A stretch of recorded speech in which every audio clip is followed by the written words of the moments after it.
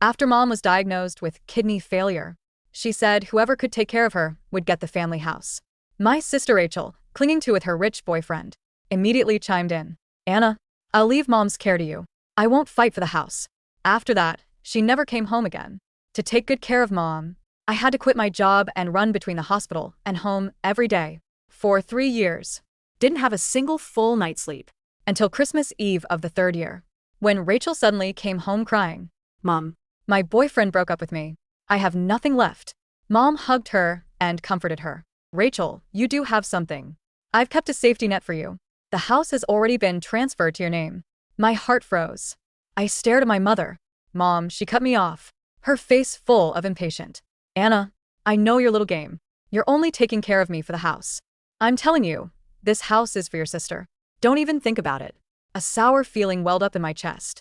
Mom, if that's the case, you won't need me to pay for your medical bills or surgery anymore, right, Mom? What did you say? Ister her. Hoping to see a trace of guilt on her face, but her expression only hardened. Anna, are you pretending to be deaf? I made it clear just now the house is already in Rachel's name. Dreaming about it won't help. Dreaming. I laughed, but it felt worse than crying. Mom, you were the one who said whoever takes care of you gets the house. I've been the one caring for you for 3 years, but you secretly transferred it to my sister. Tears welled up in my eyes uncontrollably. Mom, what do you take me for? A fool? Her face darkened. Stop making a scene. A daughter caring for her sick mother is her duty. Your sister is innocent, not scheming like you. I'm just giving her a backup plan. Why must you be so petty? I dug my nails into my palms. Mom, we're both your daughters. You've secured a safety net for Rachel. But what about me? Mom was momentarily speechless. Falling silent, Rachel peeked out from her arms, her voice tearful. Cease. It's all my fault. If you really want the house, I can give it to you. Mom's not well. Please don't upset her. Rachel, this has nothing to do with you. Mom pulled her back into her embrace. Protectively, she turned to glare at me. Look at how sensible your sister is. Unlike you, so harsh and selfish, ready to abandon your mother over a house. I'm abandoning you. I looked at Mom in disbelief. Mom, ask yourself honestly, who has been taking care of you these 3 years on dialysis days? Who gets up at 4 a.m. to prepare and accompany you to the hospital? Who stayed by your bedside night after night when you had complications, when you complained about the hospital food being bland? Who researched recipes and cooked different meals for you every day? My voice grew louder with each word. 3 years of devotion only to be met with accusation. Tears surged out uncontrollably. It was me, all me. I stood up abruptly and pointed at Rachel. What about her? Has she come back to see you once in 3 years? Has she called to check on you? Has she paid a single cent for your medical bills? She doesn't even know how many times a week you have dialysis. She doesn't even know your doctor's last name. And you say, I don't care if you live or die enough. Mom roared, furious. Anna, don't make yourself sound so noble. You went out of your way to care for me just to get this house. A sharp pain stabbed my chest. Mom, if I said I cared for you and it was never about the house, would you believe me then? What else could it be for? Mom sneered. Love. Don't make me laugh. I'm telling you, the house is for Rachel. No tricks of yours will get it to you. So, no matter how much I gave sincerely, in Mom's eyes it was all calculation. She could never love me the way she loved my sister. Fine, I nodded. Since you think I'm after the house, I don't want it. Since you think my care has ulterior motives, I won't do it anymore. I wiped away my tears and headed to my room. Where are you going? Mom shouted sternly behind me, packing. I didn't look back. I'm leaving this house. Who are you trying to scare? Mom's voice dripped with sarcasm. Once you're out that door, where will you go? Back in my room. I finally let the tears flow freely. Outside, I heard Mom talking to Rachel, her tone gentle in a way it never was with me. Rachel, are you hungry? Let Mom make you some pasta. We can have Anna make the Christmas's dinner later. Don't worry, your room is still here for you. I'll have Anna clean it up so you can stay. Rachel's voice was cautiously sweet. Mom, Anna seems really upset. What if she actually leaves? Ignore her. Mom's voice turned cold. She's just trying to manipulate me. Let's see how long she can keep this up. Hearing those words, my heart still ached from childhood. Mom had always unconditionally favored Rachel. In elementary school, when we both had fevers, Mom rushed Rachel to the hospital and stayed with her all night. But me, I was left at home to fend for myself. Middle school, I wanted to learn painting. The teachers said I had talent. The fee was $2,000. Mom said, what's the point? Waste of money. When Rachel wanted piano lessons, Mom bought her a $20,000 piano right away. Of course, a girl should be accomplished. Got into a top university, but Mom wanted me to drop out. What's the use of so much education for a girl? Better to start working and earn money early. Later, when Rachel flunked her exams, Mom pulled strings and spent tens of thousands to get her into a private college. A girl needs a degree. I used to think that if I gave enough, did enough, maybe one day Mom would treat me like she did Rachel. But now I knew someone who's biased only sees the one they favor. I wiped my tears, grabbed my suitcase, and started packing. There wasn't much to pack anyway. My room was only half the size of Rachel's. Even though she hadn't been back in 3 years, Mom had filled my space with Rachel's old stuff. I had so little that belonged to me, especially these 3 years. All my time, energy, and money went to caring for Mom. I hadn't even bought a single new outfit. I shoved everything into the suitcase. It wasn't even half full. I dragged it to the living room. Mom didn't even look up. What took you so long? Hurry up and make the Christmas dinner. Your sister is home. You should be welcoming her. Rachel's face pale. Mom, Anna has her suitcase. She really seems like she's leaving. Mom finally looked up, saw the suitcase, and exploded. Anna causing drama on Christmas Eve. You have to ruin everything. You think playing runaway will force me to give you the house? Dream on. I looked at Mom. My voice calm. Mom. Give the house to whoever you want. Since you gave it to Rachel, let her take care of you from now on, Anna. You ungrateful bitch. Mom shook with rage, pointing at my nose. Without the house, you even abandoned your mother. Get out. Get out right now. From now on, I have no daughter like you. Die out there, and don't come back. Unrequited fine. I pulled the suitcase and walked out the door. Behind me, Rachel asked Mom worriedly, Mom, what if Sis really doesn't come back? I don't know how to take care of you. Mom's reply was full of certainty. Where can she go? For 3 years. All she's done is care for me. What else can she do? She quit her job. She's out of touch with society. What company would hire her? In a few days she'll come crawling back. Standing in the cold Christmas Eve wind, my heart felt even colder than the air. I stayed at a friend's place for a few days. Then I quickly rented a clean, bright one-bedroom apartment. It was expensive, but worth it. Before, I always tried to save money for Mom's medical bills and to build up for her surgery. In the end, I didn't even get a single word of thanks. Better to spend it all on myself after the holiday. I started job hunting. 3 years was a long gap. Most resumes vanished into the void. But I didn't give up. And finally, I landed a position at a mid-sized company as a planner. Days at work, nights freelancing as a copywriter. Life was busy, but my heart felt unusually at peace. No more worrying about Mom's condition. No more calculating medical costs. No more enduring baseless accusations. It was like I could finally breathe. One afternoon, a week later, I was at work when my phone rang. It was from the hospital. Miss Anna, your mother's medical bills for this month are due. Also about the kidney donor we mentioned last time. There's progress. Matching kidney has been found. If you're proceeding with the surgery, the $800,000 fee needs to be paid soon. I held the phone silent for a few seconds.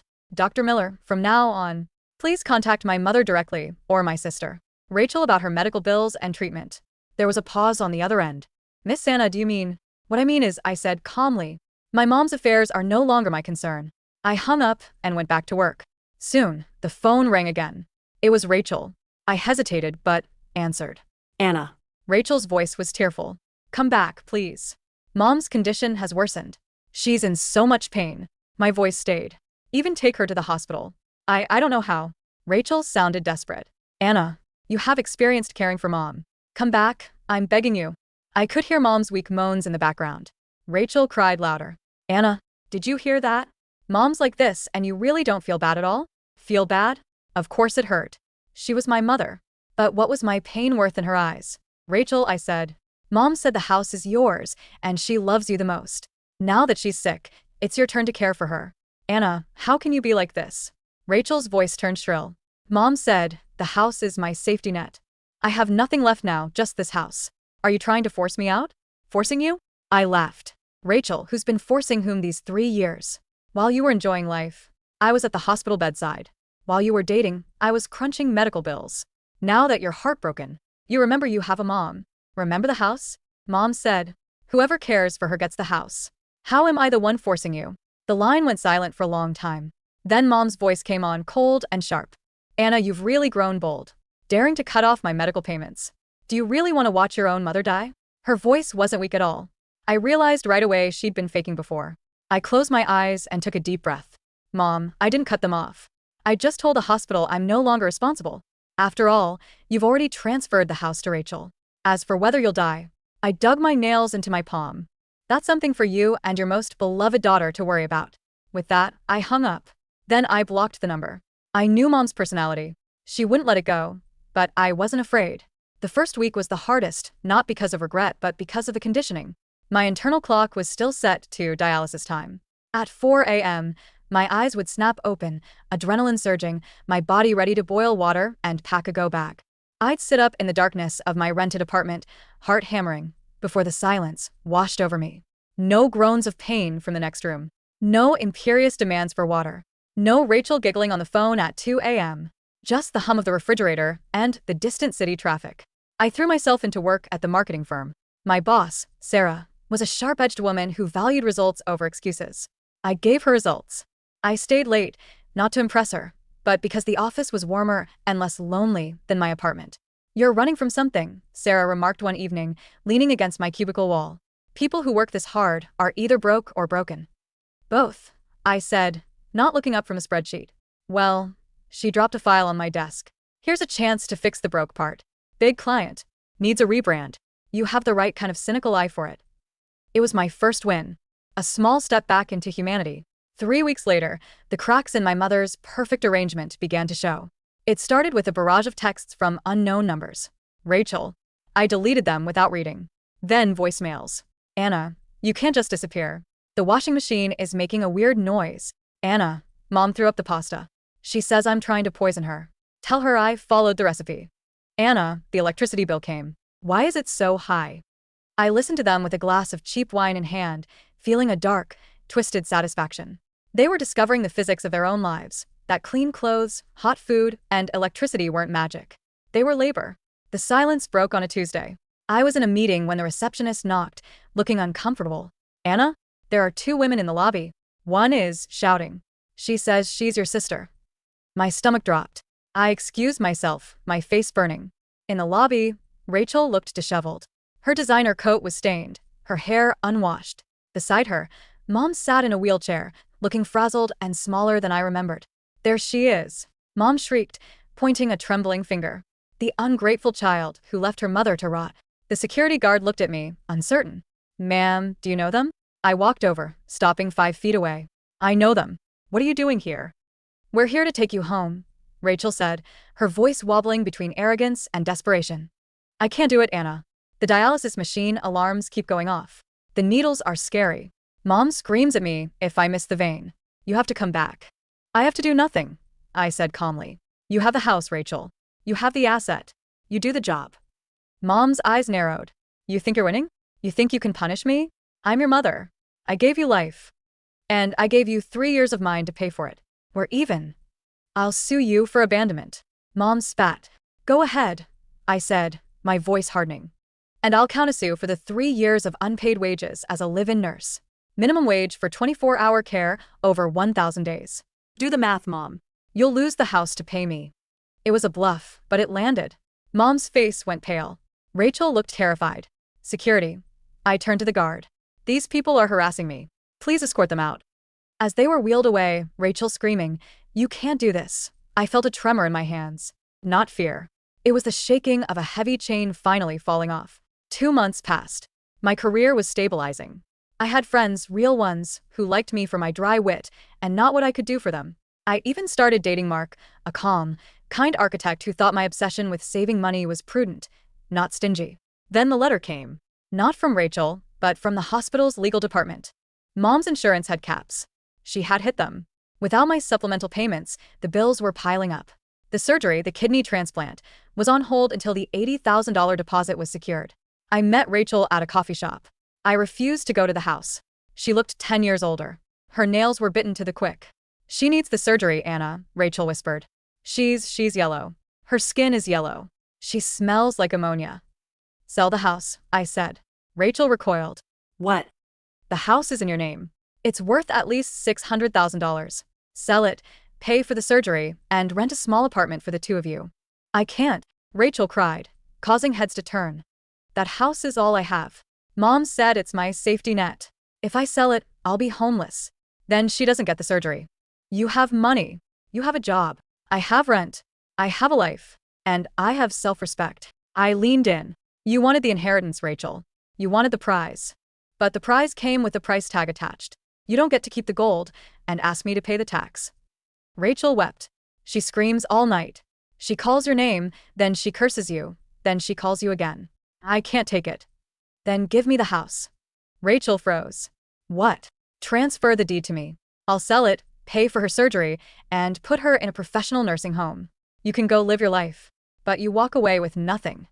Rachel's eyes darted around. Greed warred with exhaustion. Greed won. No, she hissed. Mom promised it to me. You're just trying to steal it. I stood up and put a $20 bill on the table. Then good luck with the dialysis, Rachel. It happened on a rainy Thursday. I got a call from Mark. Turn on the news. There had been a fire. Not a big one, but enough. Rachel, trying to cook while managing Mom's medication, had left a burner on. The kitchen caught fire. The fire department saved the structure, but the kitchen and living room were ruined. More importantly, the stress caused Mom to stroke out. I went to the hospital. I didn't go into the room. I stood in the hallway. The doctor, Dr. Miller, recognized me. He looked grave. The stroke has complicated things. She needs the kidney now, or she won't last 6 months. And she needs 24/7 professional care. She can't go back to that house, even if it wasn't fire damaged.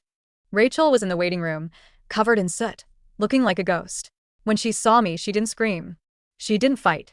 She just slumped. They're condemning the house, she whispered. The insurance. I forgot to pay the premium last month. They won't cover the fire damage. You have to hear. The incompetence was breathtaking. The safety net was gone because she was too lazy to open the mail. So you have nothing, I said. I have nothing, she agreed. Mom is going to die, isn't she?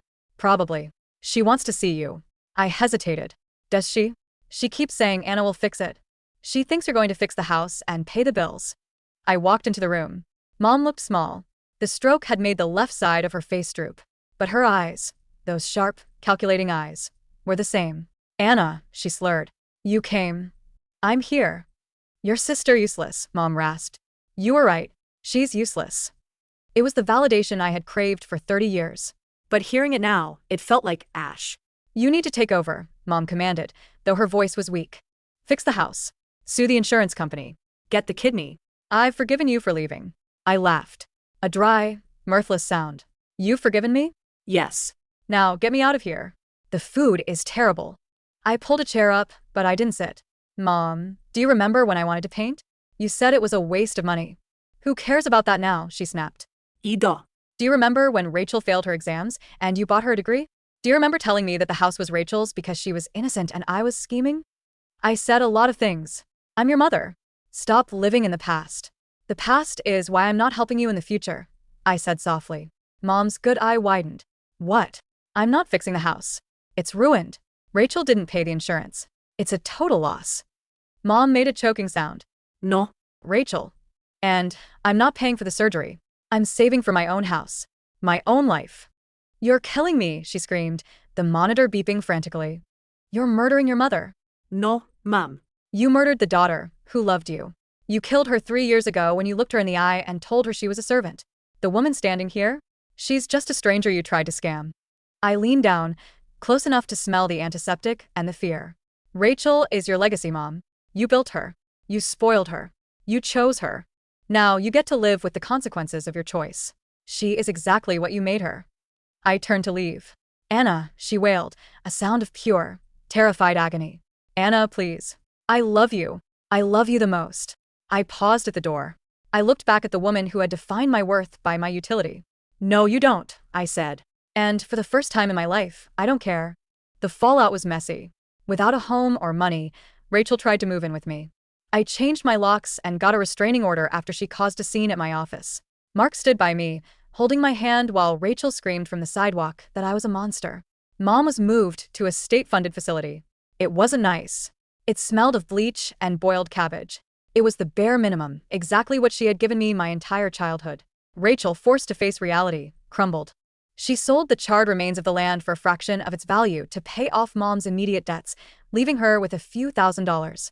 She blew through it in a month and ended up working as a hostess at a diner, living with 3 roommates. I visited Mom one last time, 6 months later. She was frail, nearing the end.